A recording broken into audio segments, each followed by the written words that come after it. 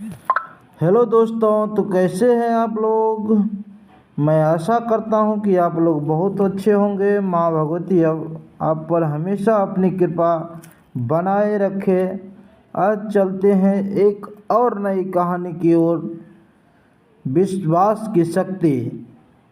England के एक पादरी का विश्वास की आध्यात्मिक शक्ति में अटल भरोसा था।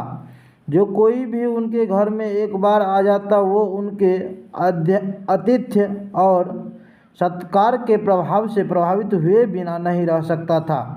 उसके मन में लोगों के लिए अथाह प्रेम भाव था, इसलिए लोग उनका बहुत सम्मान भी करते थे। एक दिन जेल से भागा हुआ चोर रात में शरण लेने के लिए इधर उधर घूम रहा था।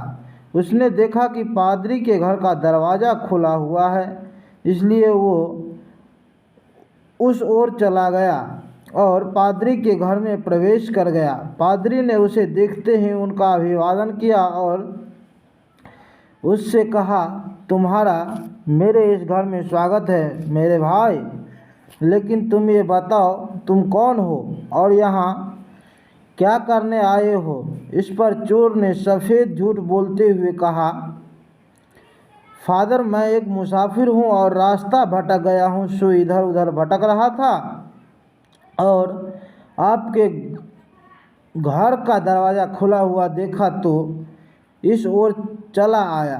क्या मुझे सिर छुपाने के लिए जगह मिल सकती है? मैं सुबह होते ही यहाँ से चला जाऊँगा। पादरी ने उसे कहा, हाँ क्यों नहीं, तुम यहाँ आराम से रह सकते हो और मुझे लगता है कि तुम बहुत थक गए हो, इसलिए तुम जाकर आराम से हाथ मुंह धो लो। मैं तुम्हारे सोने और खाने का प्रबंध करता हूँ। इस पर चोर पादरी का आभार व्यक्त करते हुए स्नान घर की ओर बढ़ गया और इतने में पादरी ने उनसे खाने और सोने की व्यवस्था कर दी।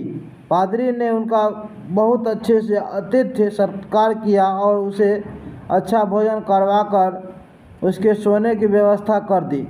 रात को सभी के सो जाने के बाद चोर के मन में चोरी की इच्छा जागृत हुई और उसने पादरी के घर से सोने के 2 दीपदान चुराकर वहां से निकल भागा। रात में पुलिस उसकी तलाश में ही थी, सो वो पुलिस के हत्थे चढ़ गया तो पूछताछ में उसने बताया कि मैंने ये पादरी के घर से चुराए हैं। इस पर उसे पादरी के सामने लाया गया तो पादरी ने पुलिस वालों से कहा,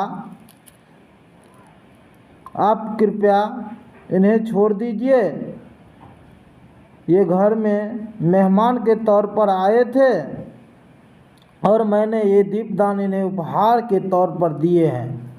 इतने में चोर के ज्ञान चक्षु खुल गए और उसे अपनी भूल का एहसास होने लगा।